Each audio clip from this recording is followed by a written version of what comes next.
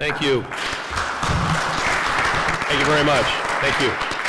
Thank you. So in just a couple of minutes here, we're going to get started with this very important 90-minute debate. Excuse me?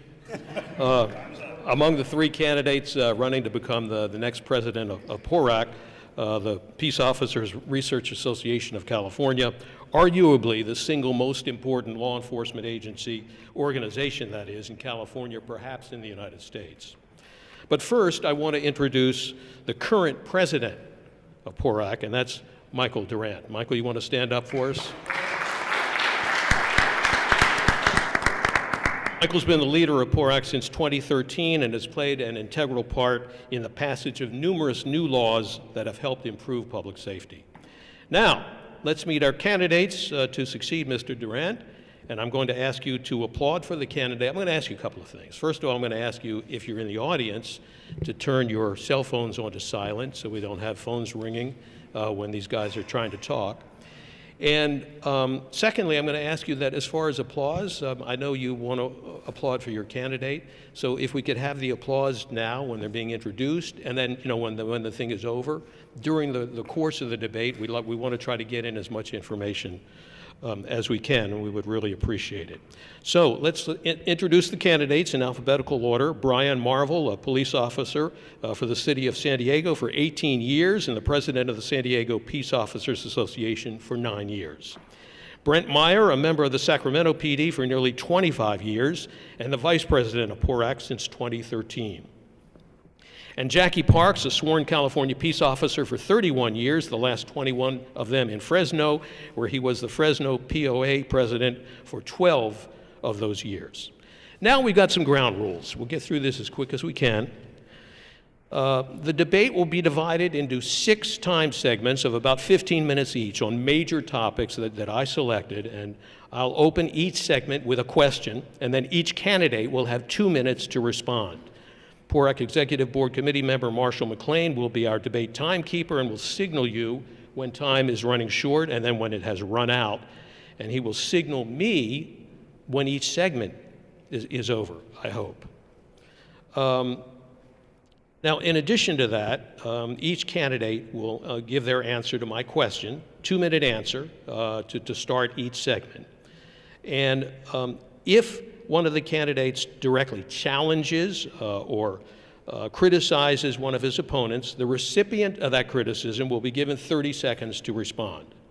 And I'll use the balance of the time in each segment to go deeper into the subject at hand and ask related follow-up questions, and the candidates will be able to talk to one another as well about whatever the substance of that segment is. Then we go into the next segment. We have 6 of them. At the conclusion of our 6 segments, each candidate will have up to 2 minutes to go on a closing statement about their candidacy. So 2 minutes up front, 2 minutes at the end, and 2 minutes answer to start each segment for each of the candidates. Our goal this evening is to help the PORAC membership understand the positions of these 3 candidates for president. The debate is being videotaped, and the final video will be shared on the PORAC website and social media programs. So hopefully everyone will have a chance to see and hear what the candidates are saying and make up their minds. Everybody ready? Yep. So part 1 is, what are your priorities? And I want to start by asking Brent, why are you running? Why are you running for president of PORAC?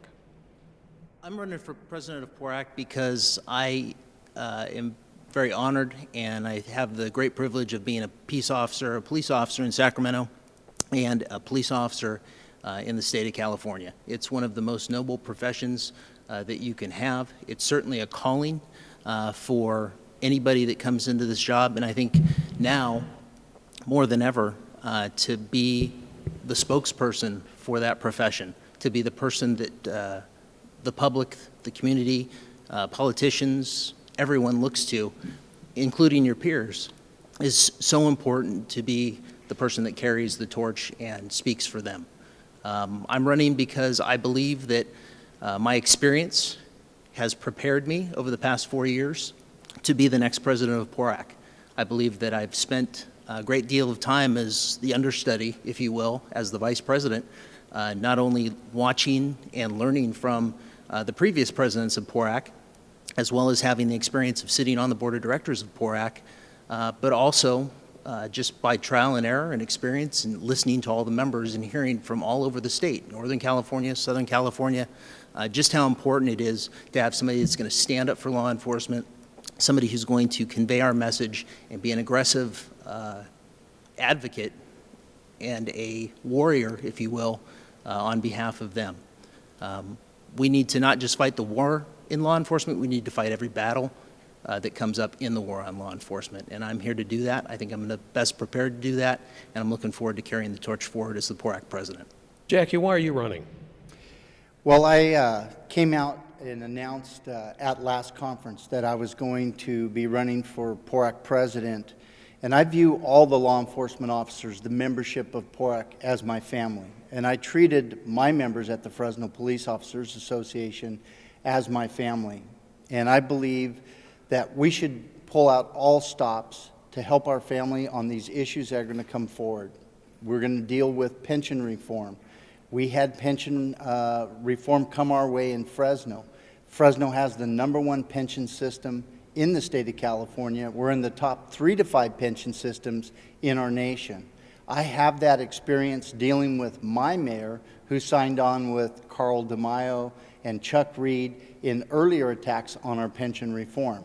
It caused her to challenge our local pension system, even though it is about 118% funded. It is the best system in California. We have a drop program. She then challenged that. I have that experience that I believe we're going to need as we go forward to take care of our family. I have experience on Health and Welfare Trust. I was sat on PORAC's Health and Welfare Trust for about 3 or 4 years, and I sit on the City of Fresno's Health and Welfare Trust. The Fresno Police Officers Association has a legal defense program, and we take care of our own administrative issues. I sit on that trust, and I'm very well versed on legal defense. So I believe I have that experience, and I agree with what Brent mentioned, that you have to have passion and courage as we go forward. I know that I have that, and I know my members believe that, or they wouldn't have elected me for 6 consecutive terms in 12 years. Thank you. And Brian, why are you running?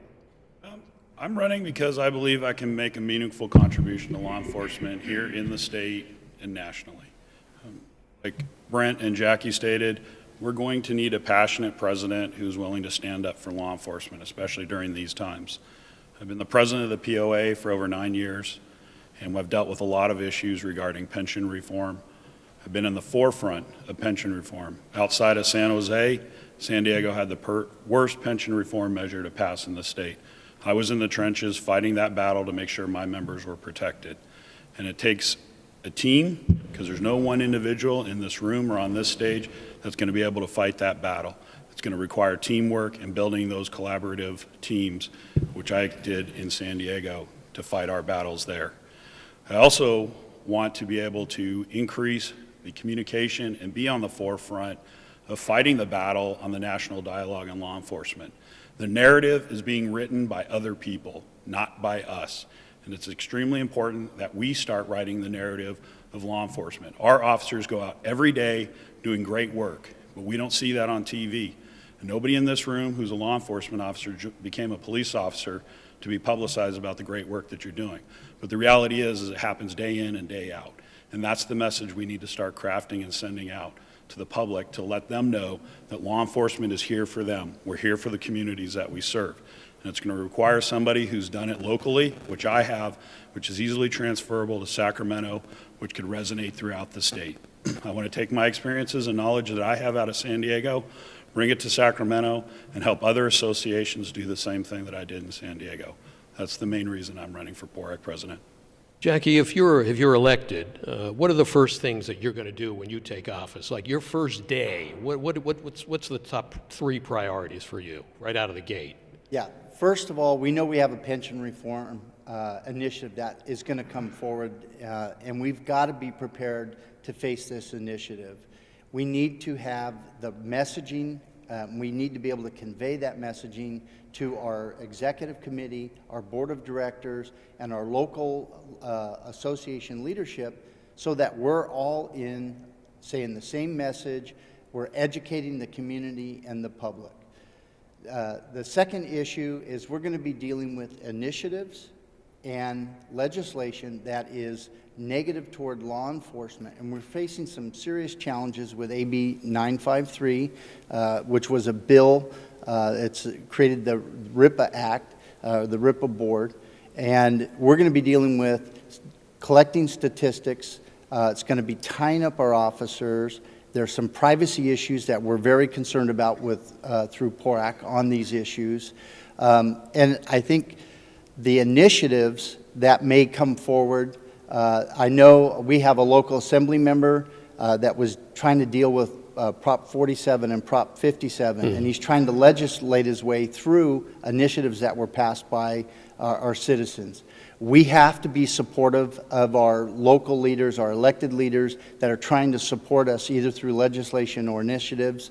We have to get more focused at the local level, bring our local association leaders on that have these relationships with the media within their communities and utilize their expertise as we're out messaging for pension reform legislation. And we have to start combating, I agree with Brian, on a national and a state level with this perception toward law enforcement as that we're the enemy instead of the people that are out there protecting and serving our communities. And we are going to talk about all of those issues in more depth in some of the later segments. So I just wanted to get the idea of what your top three would be, and I appreciate it. So Brian, what are your top three priorities when you walk in the door? Well, obviously, my top three is going to be protecting pay and benefits. I think everybody in this room is concerned about that. We're seeing the battles. We saw it in San Jose. We saw it in San Diego. We saw it in Ventura. These are going to be the battles of the future. PORAC's gearing up for it right now, but we need to get planning for 2018 when that battle comes forward. And that's going to be one of my highest priorities, is trying to build that coalition that's necessary. Our San Diego POA has a seat on Californians for retirement security, just like PORAC does. So we're getting a lot of that information on what we're to look forward to for the 2018 initiative. I think Reed and DeMaio are probably waiting for the Marin County ruling to finally come to fruition to make a determination of what that initiative is going to look for. So that'll be my number one priority. My number two priority is building a communication program for the 21st century for a world-class organization that PORAC is. It needs to be effective, and we need to start tying in a lot of the associations so we're all on the same message throughout the state. I want to also focus on training. Training as one of the things that PORAC does very well. We need to make sure that we're providing the best training possible. Is it relevant? Is this really what the membership wants? Make sure that we're hitting those. They're working on getting the post-accreditation, which is very important for everybody that's in law enforcement. But I also believe that we need to have online training. Peace Officer Bill of Rights is not something you need to go to a meeting to in San Diego, Sacramento, wherever, at Oakland. We can do that online. Every officer in the state needs to know their rights, and that should be done online. I consulted on a master's program at the University of San Diego. It's 100% online. If we can get a master's degree online, PORAC can create training online that protects the rights of each officer. Those would be my top three. Brent, what about you? What are your top three? Day one. Day one, I'll hit the ground running. I've had the last 3.5 years of experience to really come to understand what PORAC has to accomplish on a daily basis for all of its members. Everything that's been mentioned and that's going to be mentioned tonight is important, some more than others, but we really have to look to the mission of PORAC to make sure that we fulfill all of it. That's our duty. It comes down to networking, advocacy, image, benefits, and training. And when I look at my campaign and what I built it around, it was around making sure that we took each one of those cannons, those pillars, if you will, and PORAC is supported by the vibrancy of those being successful for our organization. Most importantly, I think we have to raise the profile. We just launched a campaign with PORAC, the We Are PORAC campaign on social media.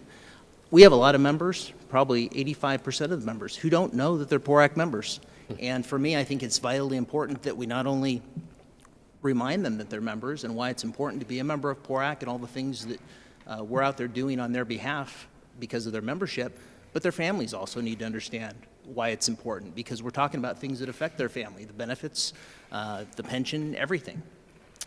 Communication is absolutely key, and we do a good job, but we can always do better. I think we need to take a more aggressive approach when it comes to communicating our mission and what we're accomplishing on behalf of the members. Like I said earlier, we've got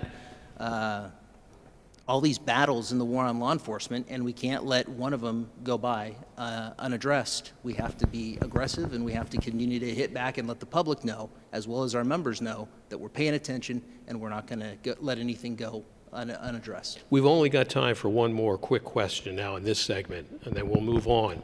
But I want to ask you guys, because we're looking for, the big picture now on what your thinking is. Are there any issue differences? You guys have talked before, you've been in other forums, and you probably know each other's positions. Are there any differences with you, or is it a matter of who can do the best job carrying out what we all agree on? Brian?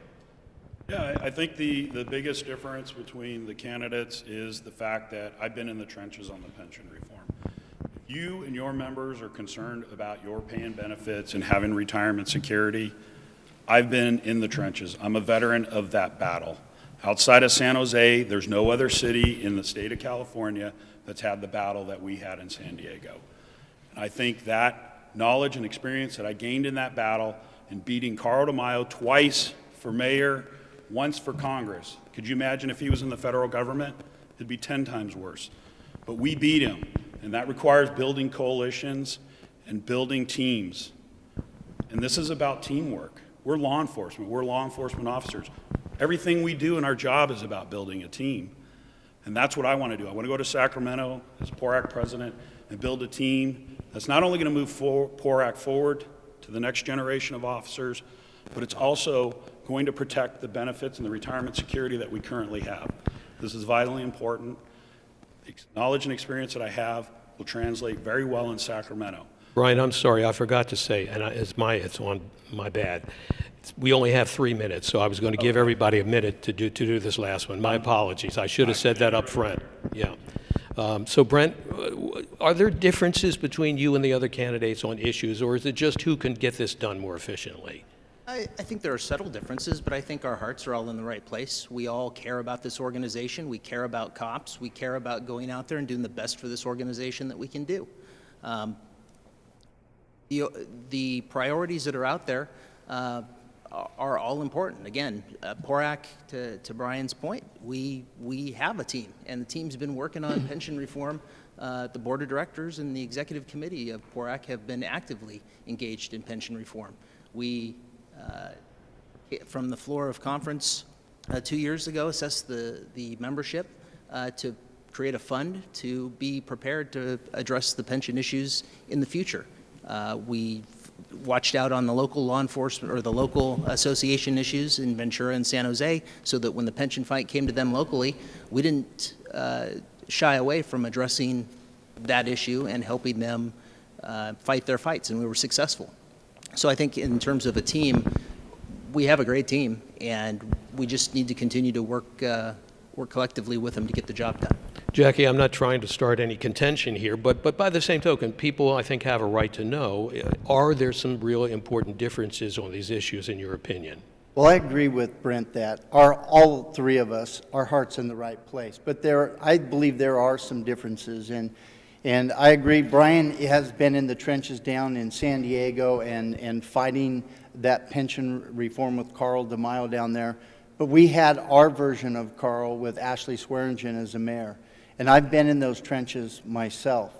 I've had to deal with a mayor who tried to run our city into the ground to be able to declare a fiscal emergency so that she could follow in the footsteps of what she saw occurring in Vallejo and Stockton, so that she could reopen our contracts and renegotiate what our pension was. We're a private pension system. She wanted to attack our drop program.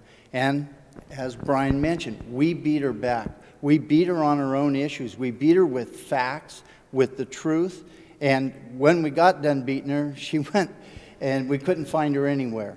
So she was billed to be our next governor of California. She was billed to be a state controller. But through our work of beating her back and our experience, And I can tell you one difference that I have that neither of the other candidates have is I get to come in and be able to talk about the #1 pension system in the state of California. I bring that credibility to that discussion to be able to show them what a well-managed pension system looks like. And we have the ability to offer our officers and safety retirement pensions and still be able to afford them. So let's stay on pensions. We're going to go to segment 2, and segment 2 is how will you protect our pensions and our backs? So let's talk about the pensions first, because it's an issue that you have all raised. Is there something that you're going to be able to do better than the other candidates here in terms of retaining or improving pensions for police departments across California? Brent, you went first last time, so Jackie, why don't you go first this time, and then Brian, you'll head up the third segment. Well, this is where communication becomes important. Communication and training. We have to make sure that our messaging from our executive board, our board of directors, and our local association leaders is all on the same page. We have to educate them.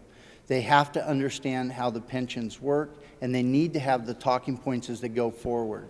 We have to support our local associations, the local leaders who have these relationships within their media, and be there for them, whether it's through financial means or supporting them by going to local press conferences, being there standing with them, speaking with them, and educating our local leaders. We have to go out for our elected leaders in Sacramento, and we have to educate them. And I know PORAC has been doing that for years, and they seem to listen to what they want to hear, and the rest of it just goes out the other ear. We need to start leveraging our ability with these candidates, these elected members. We have to let them know that they're not going to get passes, that they're not going to get maxed out on campaign donations. If they're hurting our membership, if they're hurting the public safety, we have to hold them accountable for their votes or for initiatives that they help sponsor, finance, or support. We have to do that collectively. We have to start providing training, and I would like to see us create a political academy through PORAC so that we can identify our local association leaders, our state association leaders that could be that next candidate at a local level, at a state level, or at a federal level, and hold political academies just like we see Republicans do, Democrats do, and we start educating our members and bringing them forward so we have viable candidates that can run for office. Brian, what exactly is the problem with the pensions? Are they too low? Are there people trying to reduce the pensions? And then what are you going to do about it? But define the problem for people who may not be familiar with it. Well, actually, the pension issues is there's a multitude of issues there. One, from personal experience, my city underfunded the pension system. That's why we're in the place that we're in. They thought these exorbitant returns of 18, 25% were going to continue on into perpetuity. Well, we all know that didn't happen. We had two bubbles in the early 2000s, and then in 2009 we had that worst downturn in the history of America. That created some of the problems there. The discount rate. The lowering of the discount rate increases costs across the board for the employees and for the cities. And this brings up the issue with CalPERS. We're a charter city, so we have our own pension system, but there's this push to have CalPERS do social divesting. Well, CalPERS and all pension systems, their fiduciary duty is to the members and to the system, not to elected officials who are worried about tobacco or coal or one of these other socially taboo investments right now, and we need to stand up and fight that. It's a very serious issue because what CalPERS does is going to emanate throughout the entire United States. They're the largest pension system, they believe, in the world, and we need to fight that battle too. Doing that by lowering the discount. Our pension system just lowered the discount rate to 6.5. It's going to be the most conservative pension system in the state. The problem is, for my members, that's almost a 2% salary decrease. And that's a big hit. And we have over 200 plus vacancies. Recruiting and retention is another issue. We're not making sure, where we make sure that the pension systems are fully funded, because an unfunded benefit is an attacked benefit. You see it all over the state. And I think some of this is a larger plan to start lowering that discount rate to create a larger unfunded liability. So when the pension reformers go out there and fight that battle, that's what they're going to point to, and that's what they use against us. Brent, do you have a different way of approaching the pension problem than these guys have talked about? Well, our members come from both 37 Act county pension systems and CalPERS. Jackie and Brian are both in 37 Acts. I'm in CalPERS. So I have a little bit different perspective, but I think all of our members are going to have that. I think the most important thing we can do, because everything that's being raised, absolutely we should address. Again, we should not let a battle in this war on law enforcement pensions go unaddressed. But we need to continue to foster the relationships with Californians for Retirement Security. That's where all the different unions, law enforcement, teachers, state employees, firefighters come together, and we are out there addressing the little pieces of information, misinformation that get put out in front of the public and locked onto by the media to beat us up out there. And those have to be addressed. Those have to be rebutted, and the information has to get out. But it also needs to get out to our members. Our members aren't paying attention. So communicating what PORAC's message is, everything we're doing, because again, back to the partnerships and relationships that we've built, that's also on the board of directors and our local associations.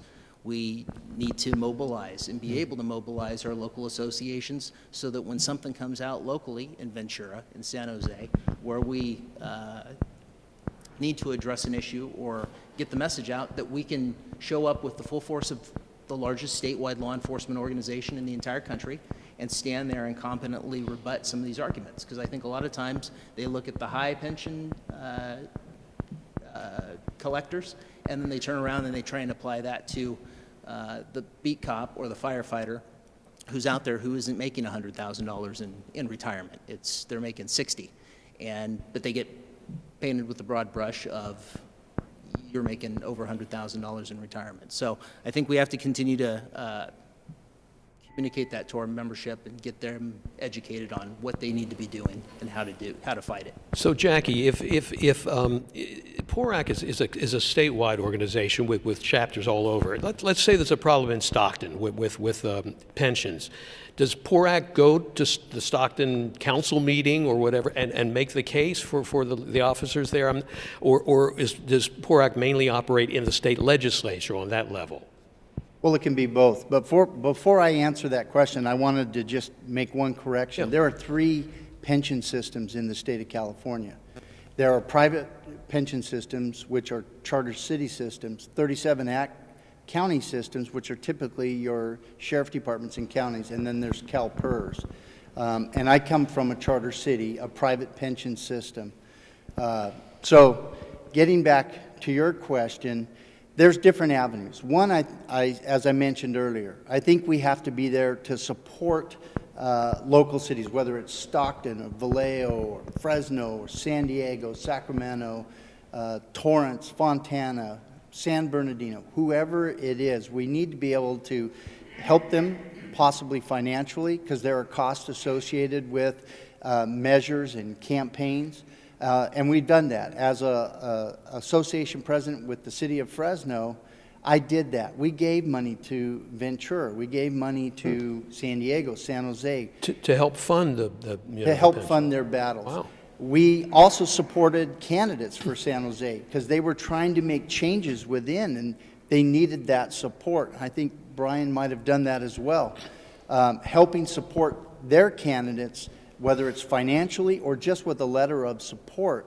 But showing up at council meetings or a board of supervisor meeting, it may be a little more difficult for PORAC because we don't have that recognition that the local leaders do have and their credibility. But we can be that support base, again, with training them, being there as support.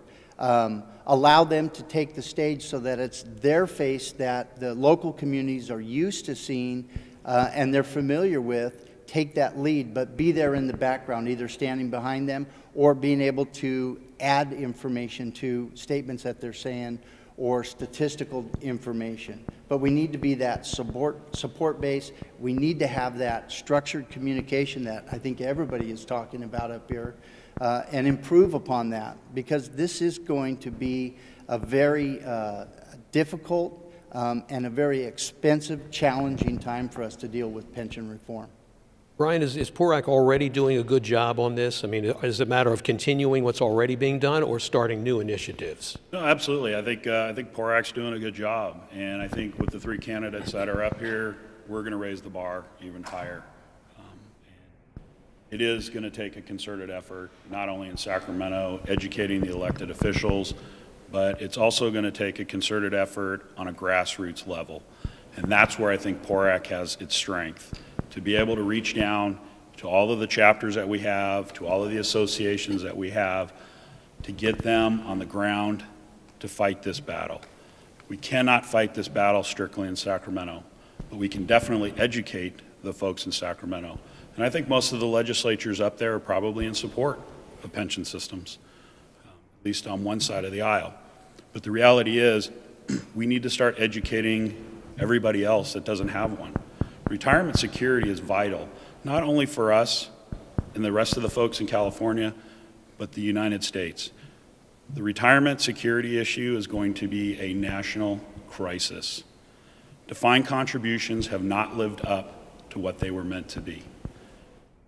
With that said, PORAC is well positioned to be able to start educating our associations, who can then go out and educate the community at large. The one thing our opponents have done well at is be able to create 15-second or 30-second snippets on why our pension systems are putting our cities, counties in jeopardy. And we need to counter that. I don't know if anybody in this room has that answer, but PORAC has the ability to find the people that do, to make us fight that battle through social media, through the news media, and through the community groups. And there's a lot of work that needs to be done. We have time, but we're planning on it, and we need to move it forward.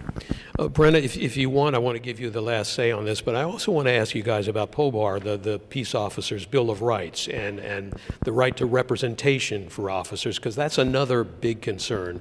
If you do want to say something more about pensions, go ahead, and then we'll move on, or you can move into the Bill of Rights if you want. Yeah, absolutely. I think we've already started to look for those partnerships with CRS and our local associations.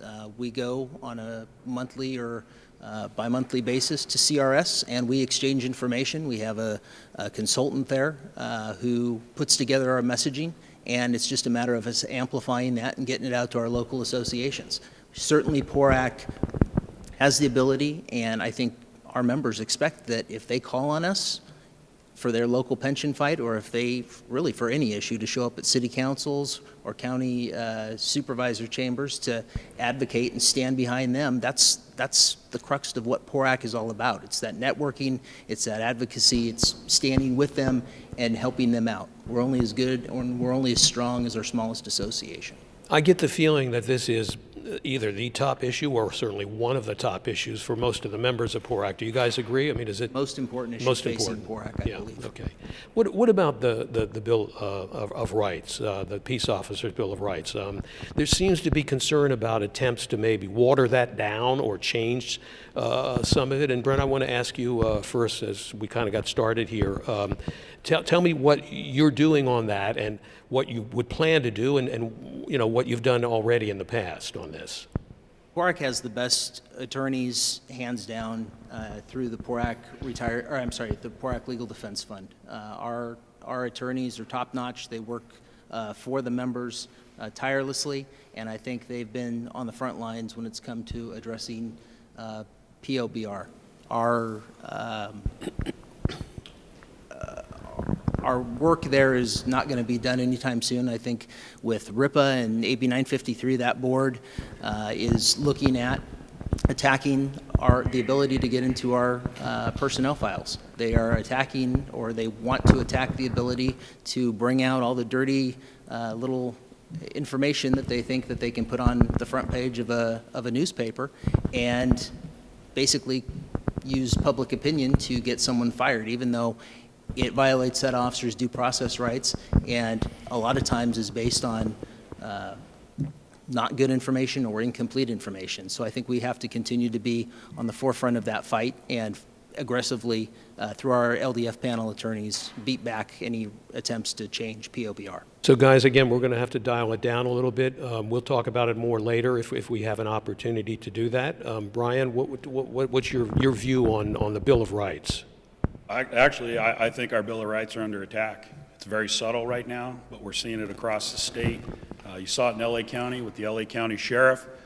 He basically found 300 deputies that he felt the district attorney's office needed to know about because they probably fell under Brady or some sort. I think that way he's subverting our Bill of Rights in that area. And then I just recently read in the PORAC magazine about the Santa Clara issue where one of their deputies had his text messages were seized in an investigation, and the sheriff there just started publicly releasing them, and it wasn't even related to the crime. He had to go to court and win to prevent that from happening. We're seeing it in the legislature with some legislation. AB 748, Ting out of San Francisco, getting it on in the lower house, totally innocuous, and then moving it to the upper house and making all the amendments. We got to pay attention. They're coming after us. Jackie, what do you think? I absolutely agree with Brian. We are under attack, and I think we all have seen that in law enforcement, that the greatest tool or mechanism that they love to use was Brady. And we were under attack with Brady. They would use Brady, and a district attorney could say, we can't talk about it. You can't sue a district attorney. You can't sue a judge. And our members had no ability to appeal or fight a Brady issue. What we ended up doing in PORAC, I think, as Brent pointed out, we have the best legal defense fund out there for law enforcement. I believe on a national level, it beats anything that's out there. We have the best attorneys in California. Our attorneys are known throughout the United States. We've expanded throughout the United States with our legal defense. Peace Officers' Bill of Rights, I think California officers are educated better than most officers on Peace Officers' Bill of Rights. We're the best trained out there, but we are under attack. And we have to continue those education, those efforts, but I think it starts with our legislators. We got to stop these backdoor attempts of look over here, and they're trying to run a bill and make amendments, and they make it look as if it's really subtle, it's really not a big deal. We're trying not to hurt you guys, we're trying to work with you guys. And then the amendments come in, and they just start adding this pork into the bill that kills the officers. All right, we're going to move in a little different direction now because our second segment is up. Part 3 is, what's your position on the leading law enforcement issues of our time, issues about which our departments will make the call, but where PORAC and our members could play a role and have a say. Should PORAC be more involved in issues like the relationship between the departments and federal law enforcement agencies on immigration issues, pursuit policies, use of force training, training for dealing with the mentally ill and homeless population, the release of video from law enforcement officers' body cameras, and even deployment issues of specialty units versus how many officers should actually be patrolling the streets? Have I given you enough to talk about here? Absolutely. Ryan, you're going first on this one. Yeah, I mean, on top of that, I think there's other issues. You could break it down even into technology. Body-worn cameras, I think, was a paradigm shift for law enforcement. And the fact that my agency was one of the largest in the United States at one time that had the largest deployment, I went through that process. The BWC programs for our department needs to be meet and confer, hands down. I know some agencies didn't get to go through that process. I think PORAC can take the lead on that. I was sitting in through negotiations and I'm going, what are other association leaders going to think if they're going to go through this? Well, I took down all my experiences, I wrote a white paper and I got it published, and it gets cited. Oh, the big issues of our times, yeah. Definitely. Yeah, I think, like I said, when I was going through negotiations regarding body-worn cameras, I thought about what other association leaders may be thinking about sitting in the same place I was. I wrote a white paper, it was published. I send it out to everybody and anybody that's dealing with the body-worn camera programs, because I think it's not just a local issue with me, I think it's a national issue. And I think that's what we need, is somebody up in Sacramento who's a little bit forward-thinking. PORAC, Peace Officers Research Association of California, We should have researched the body-worn camera stuff and disseminated a variety of information down to all the levels of people that were going through the body-worn camera process. I know Jackie's department, Brent's department, my department. Take all of those experience and make sure that we get that stuff down to all of the people that are dealing with that issue. RIPA, I think, is huge. AB 953, that's going to change the way our officers collect data.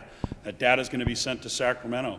There are folks that don't like us out there who are going to manipulate that data and make us look worse than they already are. And I think we need to get policy people who can also analyze that.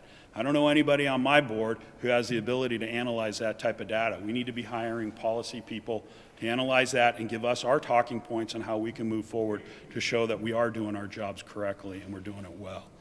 I also believe recruiting and retention is another huge issue that's facing law enforcement. We have a new generation of officers coming on board. How do we weave all of the generations that we currently have on our departments to where they can effectively work together and build off of their strengths? The list is huge. This could be a whole topic in and of itself. Yeah. Well, Brent, which of these do you think are most important, and which can PORAC do something about? Because again, you know, a lot of these are departmental problems, but certainly affect the members of PORAC. Absolutely. Ironically, I was summoned back to headquarters yesterday to get my body-worn camera. So I saw firsthand just all the training that goes into getting my own personal body-worn camera. I'm not sure if I'm going to be allowed to wear that in the legislature when we go back next next session to that would be interesting, advocate, huh? but it would be interesting. Yeah. PORAC actually has led on this issue. PORAC's Legal Defense Fund, at the direction of PORAC, came together with all the legal defense panel attorneys to create a dialogue and actually came up with the first public statement nationally on the use and implementation of body-worn cameras. In fact, a United States representative, congressional representative, took that paper, took that information, and actually used it to begin to formulate a national piece of legislation and consulted with our legal defense administrator. And it was because of PORAC's work, a day worth of putting all the best minds in the room to talk about the impacts of body-worn camera on our officers and members. And that work's not done. I think we have to continue because the technology is evolving and the issues are still, now that it's starting to release more and more video, that's something that we need to continue to follow up on and push down to the local associations where PORAC's going with that issue.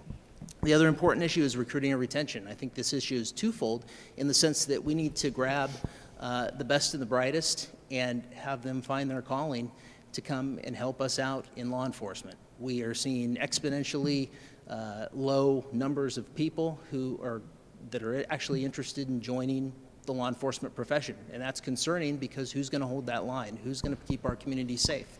If our citizens don't feel safe, nothing else matters. And I think that if we don't deal with that, we're going to have a big problem here in the future.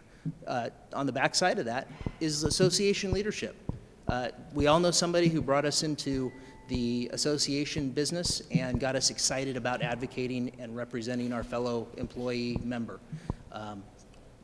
We need to bring those officers in, explain to them what and why PORAC's important, and get them excited about standing up here and being the next leaders of PORAC. If we don't, we're going to be in a world of hurt. Jackie, we've talked a lot about the body camera issue, but some of these other issues, like immigration, where the officers and the deputies are the ones who are caught in the middle of this thing. The department's making their policy, sanctuary city or non or whatever.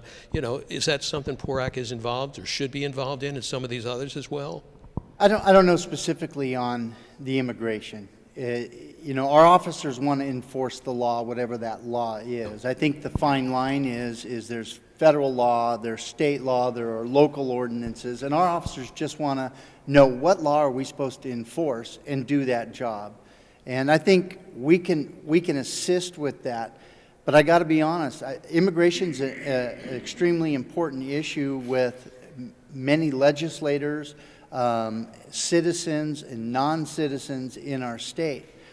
But I want to get us back on track to the things I think are more important. Brent brought up recruitment and retention. I didn't hear you mention that. That is extremely important. We're being impacted by the negative opinions of law enforcement, the negative comments toward or perception of law enforcement, And that is a huge issue we're going to have to overcome, because we need the best and the brightest.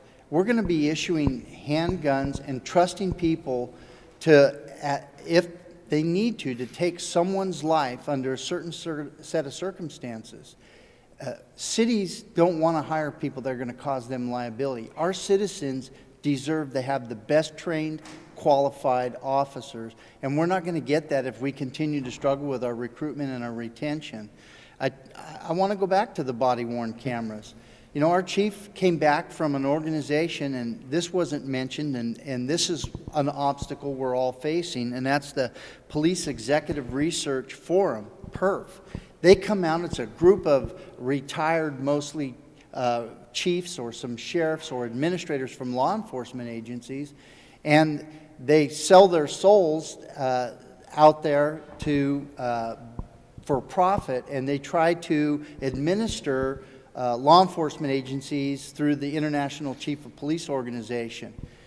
They're coming up with policies and procedures when then themselves have not been in a police car, handled a call for service, or used the technology that they want to impose on us. And they're causing depolicing in California with some of the suggestions they're making about standing down when dealing with perhaps a mentally ill suspect or somebody who's a threat to our officers or our community.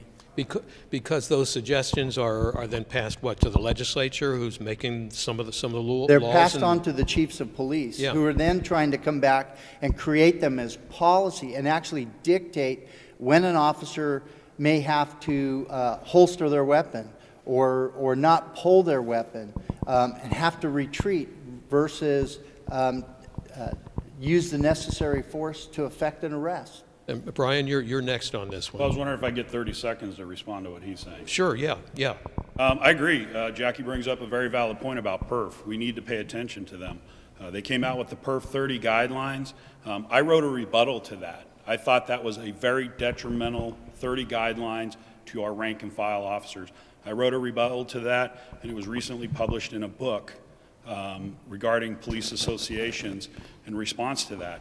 There was not a huge outpouring of resistance against what they proposed. The totality of the circumstances, my God, that completely goes contrary to Graham v. Connor. We needed to stand up and say, hell no, we're not going to buy these and let our chiefs of police implement this program.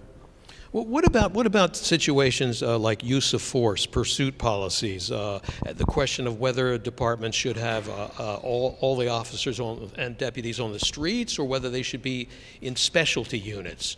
Does PORAC or should PORAC be involved in some of these issues as well? Brent, why don't you take this one? I think departments have to have the flexibility to deploy the officers in their neighborhoods and the communities that they police independently. I don't think PORAC should be telling chiefs or sheriffs exactly how to deploy their officers. I think what they should be telling them is the best practices to keep their officers safe and make sure that they get home every night. When I think about the different things that we're involved in, our ability to go out there and influence change within law enforcement organizations is great. Mm-hmm. We participate with California Post. We're obviously involved in all the different aspects of advocating for law enforcement under the dome in Sacramento.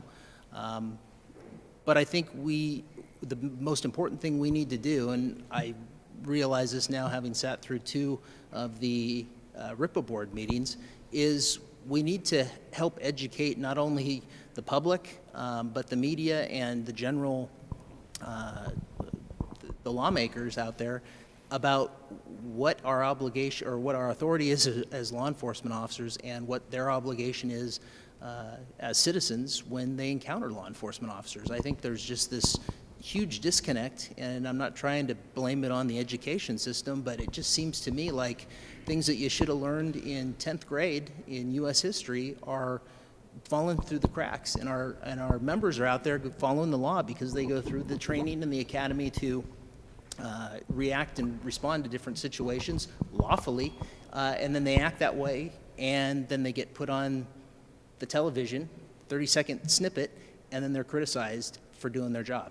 And I think PORAC has the obligation to speak for them, stand up and reinforce why what they did is righteous, and continue to make sure that they go home safe. And Brian, is PORAC doing a good job on these issues like use of force and some of the others, the specialty versus having officers on the streets and the pursuit policies, or does PORAC need to do more in some of these areas? Well, I think when it comes down to, and I think Brent brought it up, you know, it really is local control. I'm a strong believer that the people in the local cities, municipalities, and the counties, they have a better understanding of what their communities want and what their desires are. I think what happens in Sacramento sometimes, everybody congregates there and they think they know what's best for the state. In reality, they necessarily don't. It really belongs down to the local control. The pursuit policies, absolutely. PORAC could definitely be working the legislature up there. One of the things that I run across when I speak to the elected officials in Sacramento is they really want to hear from their local associations. We probably have one of the best lobbyists, Aaron Reed and Associates, working for PORAC. Hands down one of the best in the state of California for what they're doing. But we need to be able to start getting our local associations to come in and talk to their elected officials. I think there's 54 counties, I believe, in the state. We need to start focusing on each one of those counties and the associations that are in there to talk to their delegation. So we're also spreading the word, not only in Sacramento, but they're hearing it locally.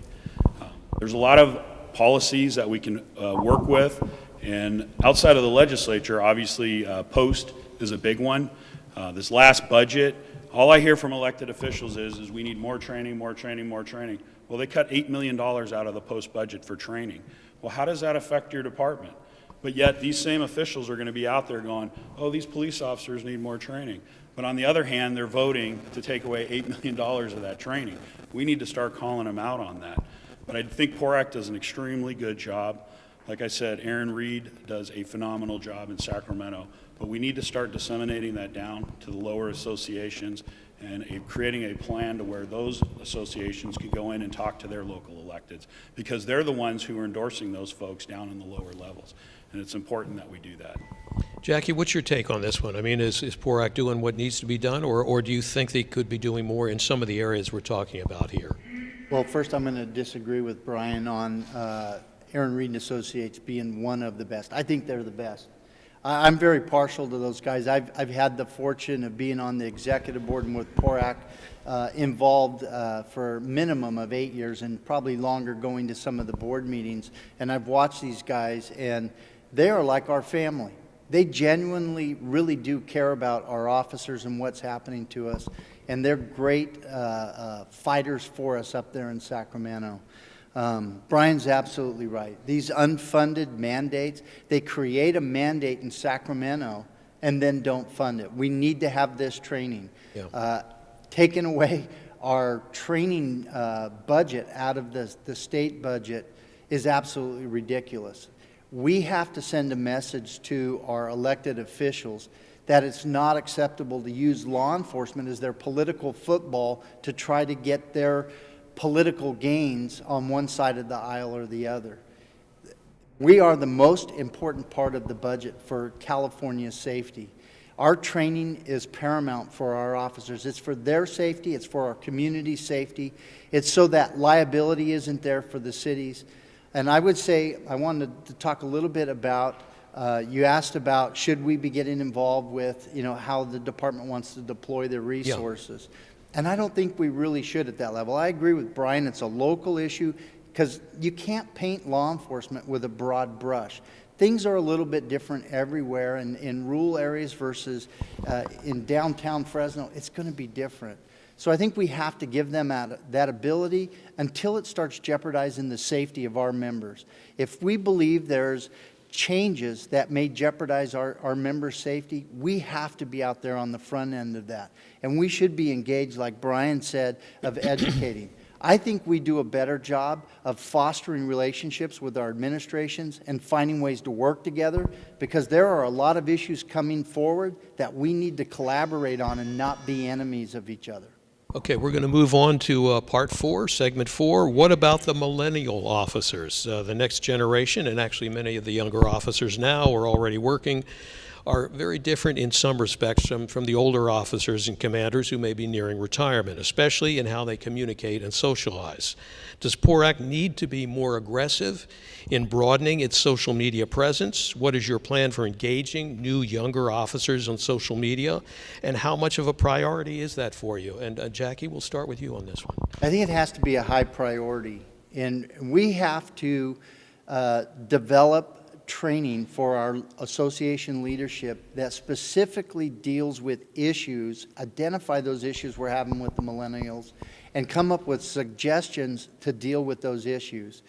The biggest issue I see that I think a lot of our associations are dealing with is legal defense issues over social media comments that they put on. You know, they wear their emotions on their sleeve and they put it out there. We're seeing more departments now have social media policies. And it's not just an issue of what they state on there. They simply could like something that would embarrass the department, and just liking it, they can be disciplined for. I could see the wear and tear on our legal defense program from these types of issues if we're covering them through course and scope. If it's an issue that isn't through course and scope, legal defense wouldn't cover it. But there are a lot of issues we do cover through the Skelly portion, and there's a cost associated with that.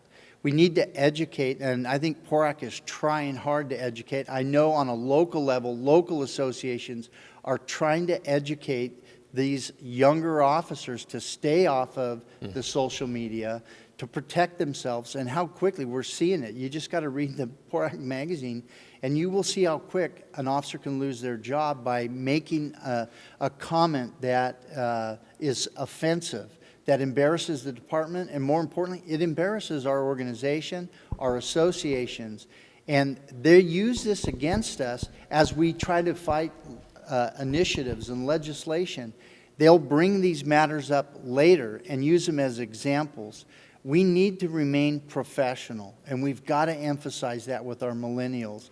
We need to train our association leaders to deal with the differences that these millennials have versus some of our older and mature officers. So there's really a few issues here, and Brian, you're going to go next, because one of them is PORAC communicating with the younger folks through social media adequately enough to keep the flow of younger people coming into the department, and then once they're there, it's how the social media is being used, right? And the danger of them making a wrong move or wrong statement and paying a high price for it. So, as the new leader of PORAC, what would you be doing on this? Well, I think we need to look at the research that's been done on the millennial generation, if that's what we want to call them. But, the reality of it is the generation prior to our generation, they said the same stuff about us.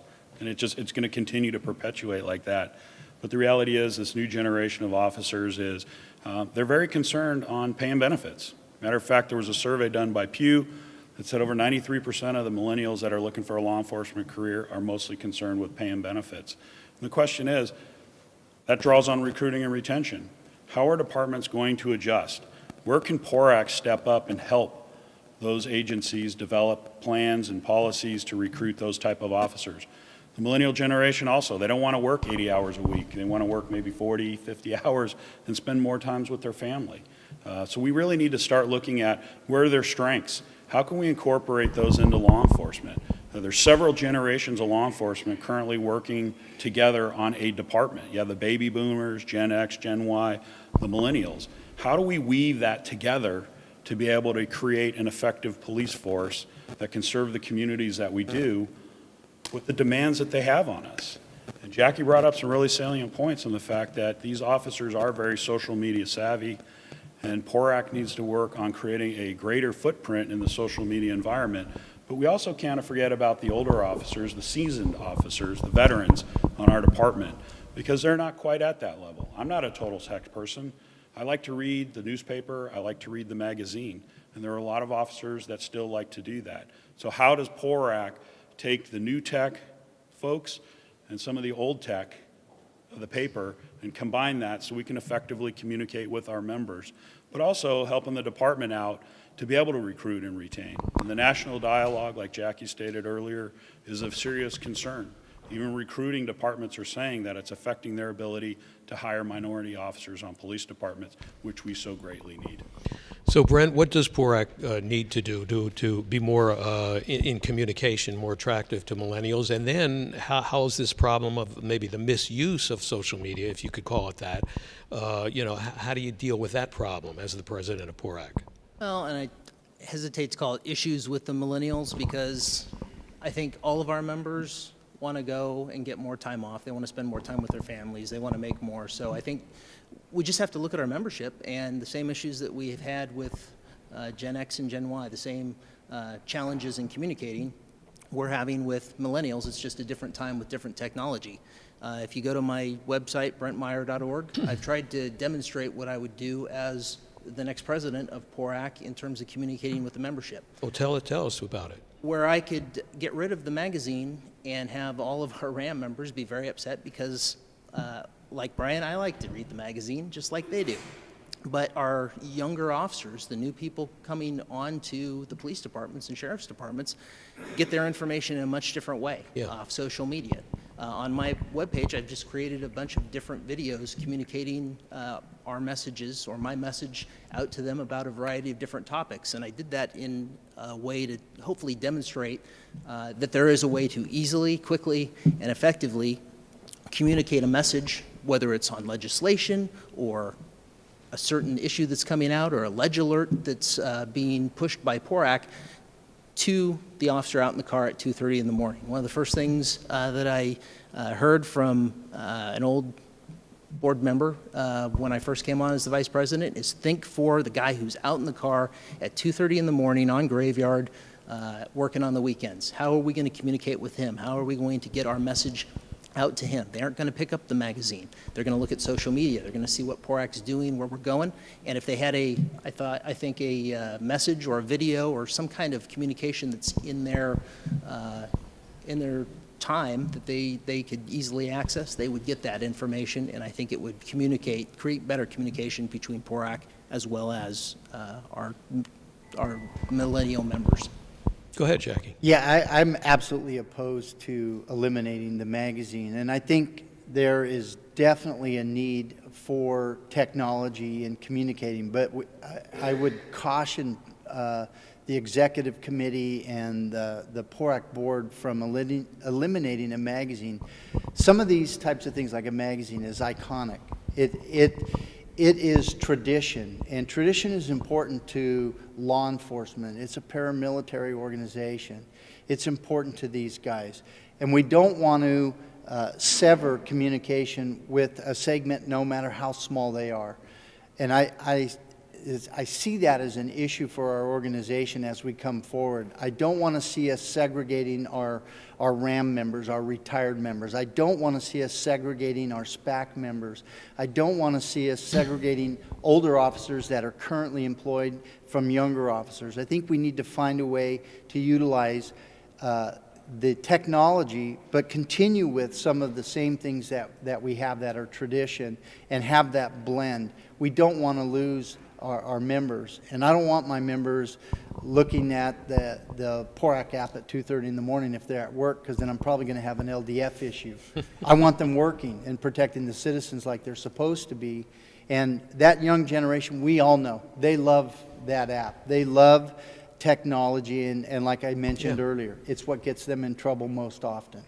And along those lines, Brian, what can PORAC do to sort of maybe cut down on the situation where the social media is sometimes creating problems for deputies or officers who post something on there? I mean, is there anything that PORAC can do? No, absolutely. We talked about it a little bit earlier. PORAC does training extremely well, and I think this is a great opportunity where we could conduct more training for association leaders, because it's really going to come down to the association talking and speaking to their members about how to effectively use social media without getting in trouble with the department. I'm sure most of the agencies up here, I'm not 100% sure, but you're starting to see a lot more social media policies and procedures being rolled out on the department. And Jackie's right. You can look around all over the United States and see officers getting in trouble with their social media posts. What we need to do is what we did regarding the body-worn camera. PORAC brought together all of their LDF attorneys. They had a thorough discussion of what the best practice is and how we can move forward with a body-worn camera policy program. Maybe we need to start taking a look at this on a social media, in regards to social media, so we can start disseminating that information out to these younger officers. And to be quite honest, I know some older officers who are close to retirement on social media posting some stuff that's pretty on the wire, and I've had to make a couple phone calls to some folks about some of the posts that they have made. So it's not only incumbent upon PORAC to develop policies and procedures that we can disseminate to our officers, but it's also incumbent upon ourselves as officers to look out for each other. And if you see your friends or you see somebody on your department posting something, you need to speak up. We need to protect ourselves because we're the only ones who are going to have our back. That's what they teach us in the academy, that we need to have our backs. And it's going to be a heavy lift because social media is not going away, and it's going to become more prevalent, and it's definitely something that we should focus on in the years coming forward. Brent, Jackie said keep the magazine. That it, for traditional purposes and purposes for communicating with older officers, that's something that's still really important. Do you disagree with that? Oh, I don't disagree at all. That's what I said is if I got rid of the magazine, our members would go sideways. I'm sorry. I thought I misheard you then. My mistake. Yeah. And I love the magazine. I spend a lot of time with it every month, and I don't think there's any different thing that you can do, though, to better engage people than actually go and get them My apologies. Yeah, but you were suggesting just improving the other communication as well, right? Absolutely. I mean, yeah. We have to communicate on all the different levels that are out there now, because some people like Facebook, some people like Instagram, some people like little videos on YouTube. We have to be able to be flexible enough and nimble enough to address all those different mediums, because that's where our members are at. And the magazine is a big portion of that. But again, where I was just going is nothing substitutes better than going and educating our members in person, telling them why it's important, bringing them out there and communicating them directly to them. The technology is great about pushing out information, but it doesn't mean they're actually reading it or looking at it. They can easily swipe it away. And it would be great if PORAC would provide training on how to foster relationships within the community. One thing we did in Fresno is we do a lot of community barbecues. We partner with our community and other nonprofits. What that does is we get the free media out of that. And if we had a training session on what we could be doing as association leaders on a local level and how we can partner with other community nonprofits, that is free publicity through the local media that are out there happy to show what we're doing on the news. And people are still watching television news. They talk about it on the radio. Radio stations come out and they partner with those groups at that time. That is a great opportunity for us to get our message out. Plus, we're partnering and fostering relationships with other organizations that may get involved in political issues that people support. And if they're supporting us, we'll have that help base. So I think we should look at other avenues that may help us there. Okay, I'm ready to move on, or unless you guys have anything more to say on this particular topic. Our next segment is how about the perception of law enforcement? That's something we have talked about a little bit. We've alluded to it, in some of the other questions, but let's focus on that now, because I think that's another pretty big issue facing law enforcement all over the country. What I wrote about this was, you don't need to look any further than last weekend's NFL national anthem kneeling at stadiums throughout the country to know that one of the issues there is the perception that some law enforcement officers are quick on the draw, in some cases racially discriminatory. I'm not suggesting that's the only reason people were kneeling, but it's probably one of the many reasons. If elected president, what changes, if any, would you make to address this perceived disconnect between some of the public and some law enforcement agencies in California? Brian, you're first on this one. Well, actually, having served in the military for 8 years, I spent a year in Fallujah, Iraq, with the State Department. I understand the frustration, and as I personally feel it's disrespectful that they're doing, but if the NFL is going to allow them to do that, then they have that right to do that. That's what makes our nation so great, is the fact that they have the ability to do what they're doing. But this provides an opportunity. It provides an opportunity for PORAC and our associations to try to actively engage with the NFL, try to get with them and communicate with them and get a better understanding of what we do. One of the things we do in San Diego is called Inside SDPD. It's about 3 hours long. People from the community, they come down, they get an understanding of use of force laws. There's 15 plus use of force cases that pretty much govern our use of force policies. Obviously, Graham v. Connor is the Bible of use of force. We discuss that. We actually do demonstrations with all of our use of force equipment, the baton, the taser, why we can do what we can do. And then we run them through some scenarios. Shoot, don't shoot. We let them do traffic stop so they can get a better understanding of what it's like to be in our shoes. And we need to be more proactive, engaging with these individuals about why we do what we do and how do we rebut that and how do we change the narrative. They're writing the narrative right now, and we need to change that narrative on what we do in law enforcement to be able to get a greater understanding of what's going on. This is a much greater issue than any one organization can do, and I don't think PORAC has that can be the only organization. This is something that we need to work with all the other law enforcement nations. FOP, NAPO, IUPA. We need to come together. And that's the one thing we don't do on a national level, is come together as law enforcement to have one concerted voice to have this conversation. And that's something that I would like to do at PORAC. Brent, you guys were talking, a couple of you, about recruitment and maybe the perception having, some impact on that these days. So what, as president, what would you be doing to address these misperceptions, whatever, and sort of bring things back to where you think they should be? Well, not to make the football analogy, but the game is changing and our players are fatigued. We have to keep a high visual horizon and continue to reinforce accountability of the profession, because we are a profession. We're held to a higher standard and the public expects that. But we also have to push out a positive message so that the community understands what we're doing, the public knows what we're doing, but also our members know what kind of work is being done on their behalf. Programs just like what's going on in San Diego happen all over the state. I see it all the time in my travels as the vice president of PORAC. I think that PORAC can bring all those different stories together and tell that story. That's really, in terms of the perception of law enforcement, our image, it's about communicating that and making sure people understand really what we do and why we do it. Asked about something else there. Well, I was saying, recruitment might be affected by it. I think a couple of you guys mentioned that. If people feel good about the profession, they're gonna want to join. It's a call to serve, and I think if you genuinely care about people, or if you've given service to our country through the military, you're a prime candidate for somebody who we want to put on our streets. You're tactically sound. You're somebody who understands the rule of law. You understand the necessity for the rule of law and order.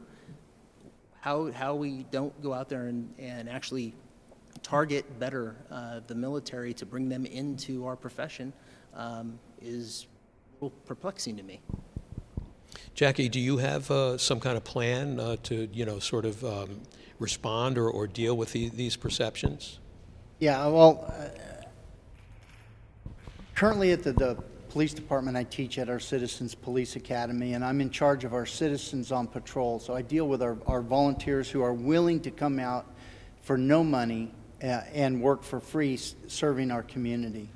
I don't believe this conversation that we started is about people's First Amendment right. And I agree with Brian that, hey, the NFL is a business. Mm-hmm. And if they choose as a business to allow their employees to say or do whatever they want, if they did that on a consistent matter, I think I'm okay with that. But we don't see that. They wouldn't allow the Dallas Cowboys to honor the fallen Dallas police officers and wear a patch on their uniform for that. But they allow their players to take a knee for a political statement. I think what concerns me is our issue isn't about a First Amendment right for them to express themselves. Our issue is about when a quarterback for the San Francisco 49ers goes and says publicly that police officers are getting paid administrative leave to shoot unarmed black men, I've got a problem with that. And I believe we need to respond to that. And I remember texting our President, Mike Durant, because I feel very strongly about that. And I think we have an obligation to our members to be engaged in that conversation, to bring out factual information. And unfortunately, I think we're in a time where the facts don't matter. The facts and the truth and the evidence doesn't matter. What matters is politics, agendas, emotions, and I think the biggest thing is the personal agendas that are involved. And I think for us at PORAC, when there is an opportunity like that, when that quarterback said that about our members, I think that's an opportunity for us to engage in the conversation, to talk about facts, not to debate whether it's right or wrong what he said or their First Amendment rights, but to talk about the facts. Brian, I think there's a perception among some people that when there is a controversial shooting or an incident of some kind, that the police departments and organizations will always rally, or almost always rally around the officer. Now, maybe the officers see it the opposite way, that they're sort of hung out to dry. But let's say in some of the more extreme cases where, because a lot of these cases, you know, the evidence can be seen in a variety of ways, depending on the camera angle and when the camera was on, when it was off, so on and so forth. But are there instances where the police and the police departments should say, look, this was wrong, okay? You know, this shouldn't have been done. And would that have an impact on the perception that, you know, the departments really want to do the right thing in terms of the way the public sees it? Well, I think the day of no comment is over, because a no comment is a comment. And we sort of have a tendency to go into our shell and try to hopefully weather it out and rely heavily on the court system to ultimately adjudicate it, which mostly it is in the favor of the officer. As association leaders and as PORAC, we need to start taking a stand on some of this stuff. We need to start messaging exactly what we can and can't do. Our attorneys are going to tell us not to comment about the specific case, but this is where PORAC can really rise to the top, because they can actually talk about the overall use of force. They can talk about instances of why an officer may be doing what they were doing. We need to get away from this notion of the totality in which Perf talked about. We need to get into explaining to people that this case and what that officer did needs to be judged based on a reasonable person in the same situation. And there are a bunch of cases that we could pull from around the United States that doesn't talk specifically to the incident at hand, but talks about similarities.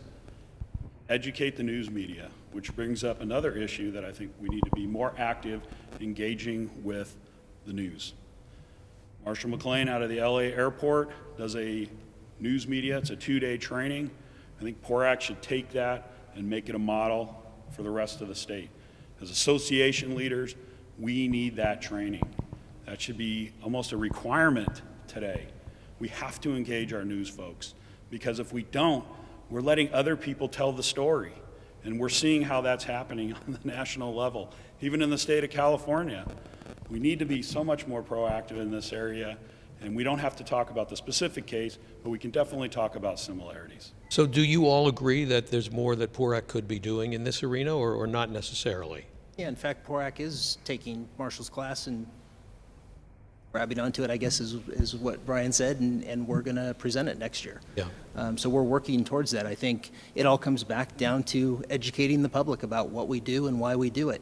I think you're right to some extent that law enforcement officers, when we see an incident that shows up in the media and you only get 30 seconds of it, and then everybody comes to pass judgment on it, I think our overwhelming reaction is to the fact that we're passing judgment on something that's less than 2 hours old, and there's been no investigation, and the people are still out there on the scene investigating it. So yeah, it makes us mad to listen to, you know, the eyewitness on the street make stuff up in some cases and come up with a perspective that may or may not actually occurred. It's important, I think, to PORAC and important to law enforcement associations all over who represent their members to make sure that both sides of the story are heard. And it's not law and order.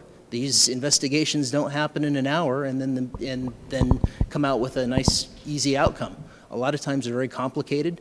And again, educating the public and the media on what an officer's obligation is or what they saw or what they were responding to, and that it's not the same perspective as the in-car camera or the body-worn camera. It's the actual officer's perception is important, and we as PORAC should use our resources to continue to advance that narrative. All right, any last comments? Yeah, I was just going to add on there, we have to do it timely. We have to do it timely to the incident, and I agree 100%. Brian's right on point. We're not talking about the issue. What we're providing perspective on training. We're providing perspective on what officers are taught. We talk about some of those side issues that helps people understand why it takes so long to do an investigation or why this evidence is so important and why we shouldn't rush to judgment. Those things are extremely important, and we have to train our association leaders to be able to do that. In Fresno, in my last term, I had higher popularity than two of our city council members. People didn't know who they were. I spent a lot of time going on to television shows. The media sought me out, and you have to be available to the media. I'm sitting with my wife at home, and I get a phone call from one of my members in New York who just saw me on Fox News talking about a retirement system. That's what we need to have. We need to have a PORAC president that is on national news talking about issues. We need to foster those relationships with our friends at other law enforcement organizations, and we need to go into this discussion for law enforcement with one message: standing together. All right, we're going into our sixth and final segment. I know mercifully some people might say, but hey. So this is PORAC getting the message across to the legislature. I know you've been waiting for this one, right? In the last 6 years, there have been several controversial new laws that have mandated fewer criminals going to prison and more of them getting out early. The fallout from this is directly affecting the job of California law enforcement officers every day. A couple of guys you've made reference to this during the course of the debate. Now we're going to focus on it. AB 109, the Criminal Justice Realignment Act of 2011, Proposition 47, reduced penalties for some crimes. That initiative was in 2014, and Prop 57, parole for nonviolent criminals. There's the three prominent examples, and there are others as well. Is PORAC doing an adequate job of communicating the positions of its members on the props and new laws like this in a way that the public might think twice about them? And do you think these laws can be moderated or reversed, perhaps, in some respects? And Jackie, you go first on this one. Well, I think PORAC tries very hard at trying to educate the legislature. I think we could be doing a lot better job. Again, I think we push out a lot of information, but we don't gauge what the effectiveness of that information is.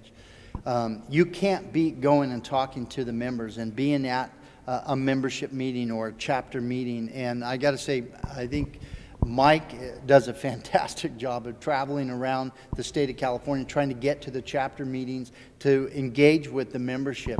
And that's extremely important. We've got to keep that up. But we've got to educate our members on these issues and find a way to get them at the training. I see the same people at the PORAC trainings almost every time. I don't see many new faces. Somehow, through a local level or at a state level, we've got to come up with some ways that will engage our members that haven't been involved to get more involved with our organization. And that's a challenge that we've got to have. And as the PORAC president, I will make for our executive committee and our board of directors to bring some of their association leaders. And we've been doing that when we lobby in Sacramento, because these issues are extremely important. We have to educate them. I'm not the only guy at Fresno that knows who our assembly members are, our senators, our congressmen that represent us locally. You can go to my association, and we've got a PAC committee of 20, 30 people that attend different PAC functions, And there's at least 6 or 7 that come on a regular basis to either Sacramento or we'll go to Washington on issues. We don't wait to just go when PORAC's going. We go on big truck issues, helping our partners on big truck issues. We go back and see our congressmen back there on issues they may have. I think it means more to them when they see us back in D.C. versus waiting for them to come back to the local office. Brent, what do you think? I mean, should this be a priority for the next president of PORAC, and what would you be doing about it? Absolutely, and I think we're doing a good job, but the game has changed. It's just not going to be good enough anymore to push out the message and expect that it's going to carry the day. We've seen that with AB 109, Prop 47, Prop 57, and we're probably going to see it with SB 10. PORAC's on the forefront of trying to create a different language for the bail reform issue that's out there.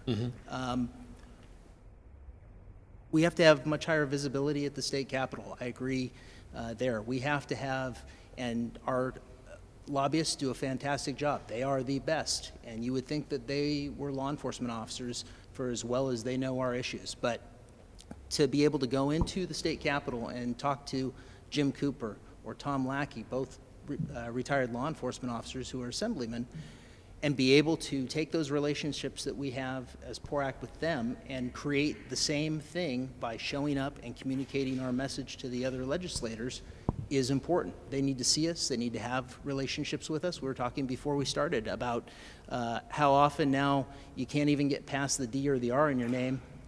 You just start talking past each other because you have different perspectives. We need to get back to the point of being able to communicate our issue, hear and listen to what the other side has to say, and have a respectful debate about what's in the best interest of public safety in California and for PORAC members.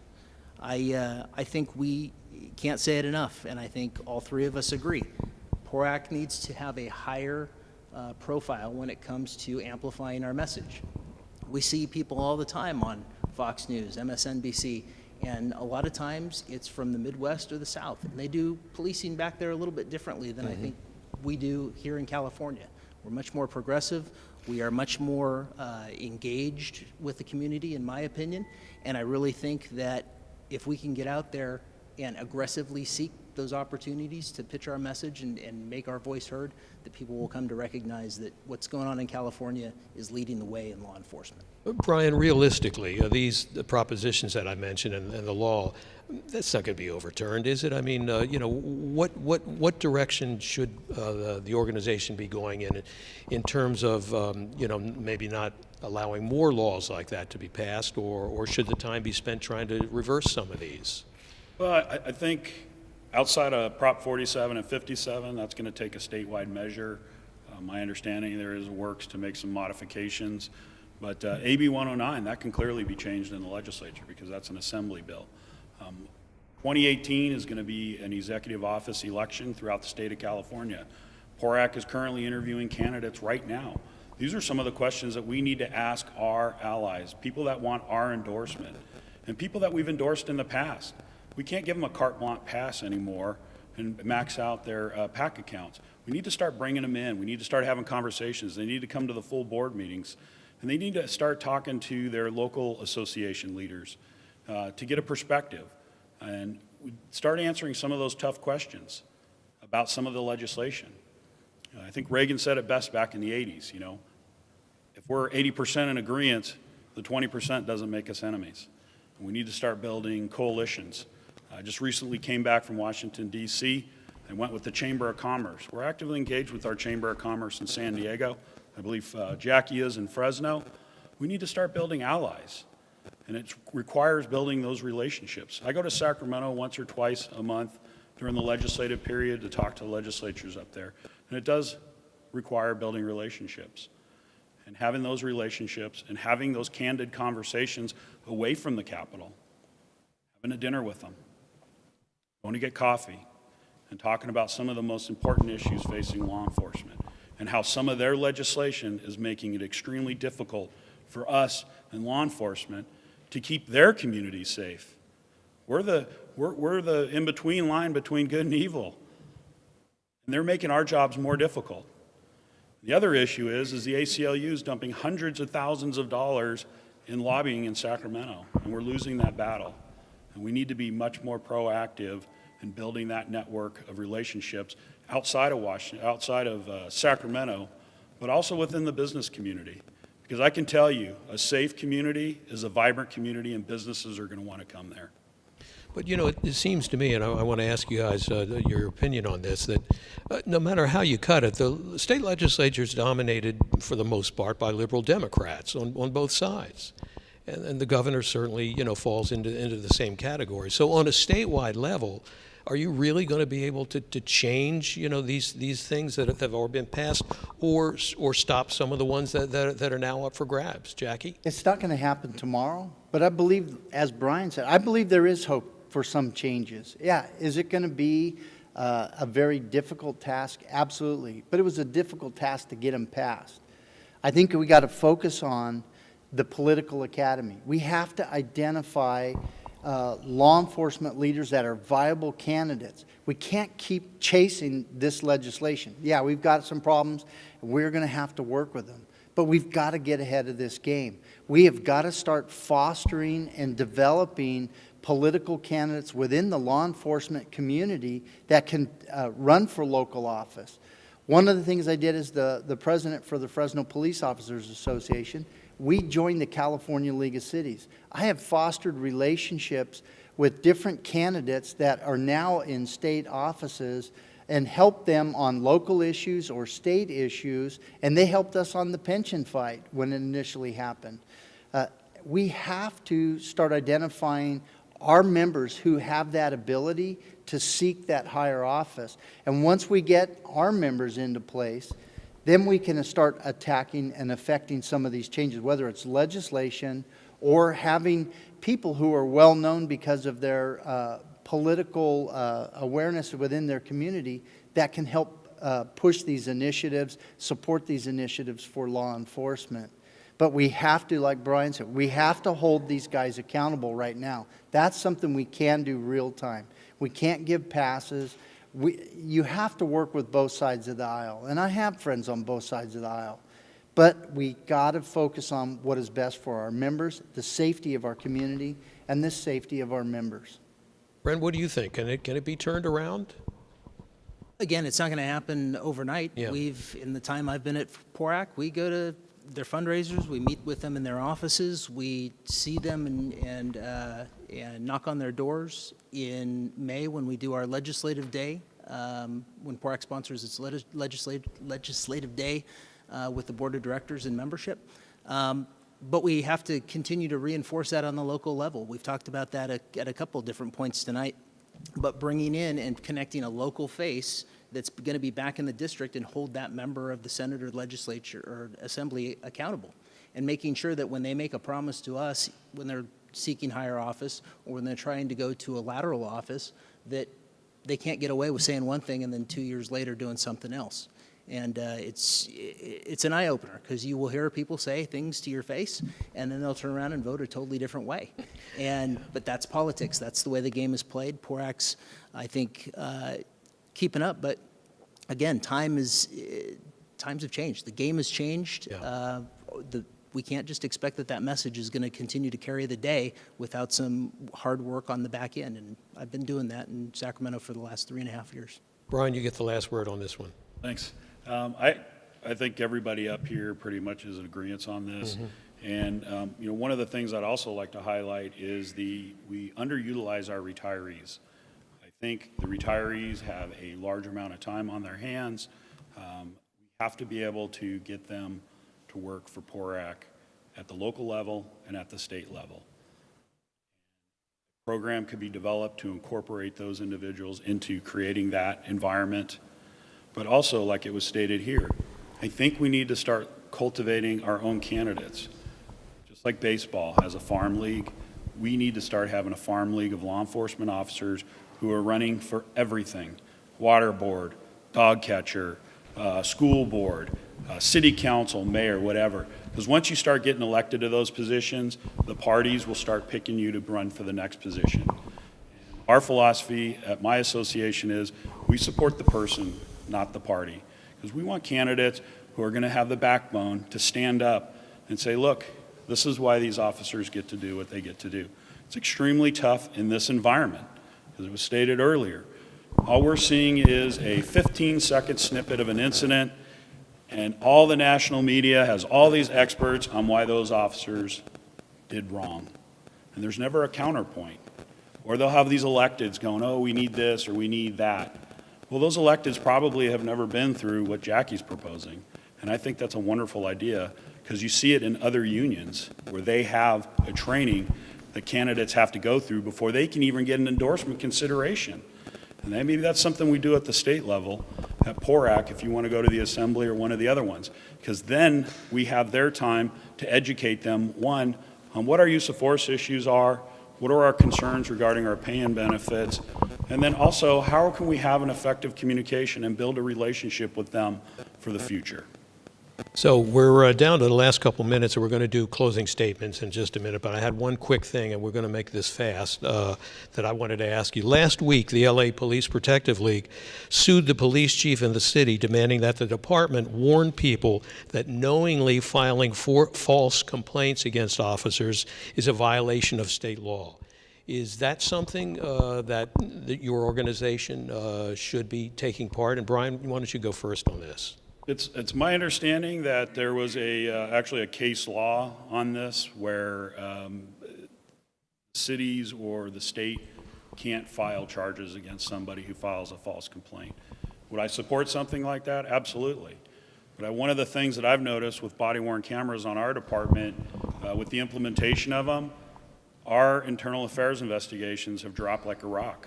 Because when people find out that the officer is wearing a video recording device, they either leave before they file the complaint, or the complaint exonerates the officer. And this is something that we're probably seeing across the state. I wish we kept better statistics of this, because the only statistics we actually keep on this is if somebody does file a complaint. I'd like to be able to track how many people come into a substation to file a complaint.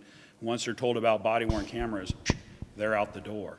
Because these are statistics that help us. The DOJ has the Open Justice Portal. There is a plethora of information in there about use of force. One of the things that's not highlighted statewide is how many officers are assaulted in the performance of their jobs. How many district attorney and city attorneys drop the 148 or the 69 PC to get them on another charge? I think that's completely unfair. We've brought that up in our DA's race and our city attorney's race. And those are statistics that we as an organization need to be putting out to the news media. But that requires having that connection with the news folks and building and developing those relationships. Brent, what do you think about this? I agree. I think that there's a legal problem based on prior decision about charging people that file false complaints. But I applaud the league for stepping up for what I think is right. If you make a false complaint, you should at least be warned that making a false complaint is illegal. Whether or not you're going to be charged is ridiculous, that we wouldn't actually follow through with it, but that's how it is. I think we do have an obligation, and I like the tactic that some agencies across the country are using of publishing or releasing the video of the incident and letting it speak for itself. Mm-hmm. I think it's been effective. A lot of times it doesn't stop the group or the organization that's out there doing that from doing it again. It's happened a couple of times in Sacramento with certain groups there, but I think that putting it out there is a great way for us to support our members and show them that we're behind them. Jackie, some critics say that this is really a form of intimidation, that people think, gee, if I make one mistake on a minor point, they're going to throw me in jail or something. Is that a fair criticism of what the league is pushing for? Absolutely not. It's not a fair criticism. And Brian, he hit the nail on the head. With the body-worn cameras now, our complaints are down tenfold. Mm-hmm. We show them the video and the complaint is gone. It's everything they said the officer was doing was typically them doing it and not the officer, and the officer was very professional. So the body-worn cameras have helped out a lot in that avenue. I would love to see legislation, and we've had members that civilly have sought in lawsuits action against citizens who are filing false complaints. in Stockton when I worked there many years ago. If the citizen would not sign that form under penalty of perjury, then the Stockton Police Department wouldn't take the complaint. When you're ready to sign it, then we'll take it. All right, ready for closing arguments? Brian, what's that? 1 minute close, okay. You went last when we opened, so you're going first on the close. Okay. Again, thank you for having me here. I want to thank Marshall and Tony for putting this together. It's a great opportunity to be able to talk a little bit. I think you've seen all three candidates. We all like each other. We all get along. I think PORAC is in good hands in the future. I think what we need to look for, what are the differences between the candidates? I think one of the biggest differences is the pension issue, pay and benefits, which is obviously one of my highest priorities. I think the experience and knowledge that I've gained would suit Sacramento and through the state very well.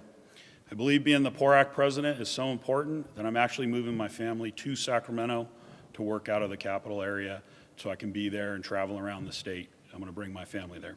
The other issue is I would like to create a pledge.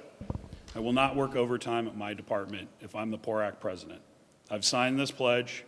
I would hope the other candidates here would sign it with me, because I think it's vitally important that we have a PORAC president who spends 100% of their times on our members' issues and concerns, not 2/3 of the times. Jackie? Yeah, Brian, that's an interesting pledge. I wouldn't sign it. I don't live in an ivory tower. I'm a police officer first, and I'm only here running as a PORAC president because I'm a police officer. As the president of the Fresno Police Officers Association, I would put in anywhere from 70 to 80 hours a week, and I still might work a contract shift for 4 or 6 hours. I believe it keeps me in touch with my members. It keeps me grounded. It keeps my skills up as a police officer, and I'm not just going to periodic training. And I was on full release. I was very proud that I would go out and work with my officers, work for them so they could get a day off. I don't know that I would be working overtime if I was up there, but I can guarantee I would put in those same long hours up there that I did for my association, because you're my family, and I look out for my family. I have that experience, as Brian talked about, with pensions, with medical boards. I have fostered great relationships with other labor leaders, administrators, and law enforcement, and both sides of the aisle through the League of Cities and up Sacramento and Washington. I'd love to have your support. Brent? The PORAC president should reflect the membership that it serves. Having worked overtime while being the vice president, I'll tell you that's where most of my research and my writing gets done for the monthly magazine, and I think it's reflected in the time and effort I spend in that. Whether or not I've gotten paid overtime to do it, I don't think is relevant, because I have always, for the last 4 years, put PORAC above everything else that I've done, period. It's been a pleasure to serve the membership as a steward of law enforcement. Like I said at the beginning, I'm very proud of the fact that I'm a police officer in Sacramento and in the state of California. I think we've got a great organization, and I'd like to lead it. I think relationships and experience are key to the next success of the next president of PORAC, and I've built them. I've worked very hard to earn the opportunity to run for president, and I think when hopefully membership looks at all three of us, that they'll pick somebody who on day one is going to hit the ground running and be able to get things accomplished and not have any excuses. Yeah, I want to thank all three of you. Thank you. You did a great job. Thank you.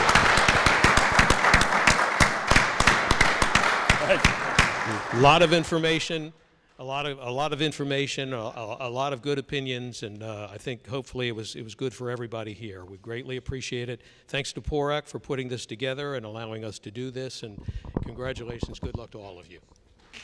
Thank you.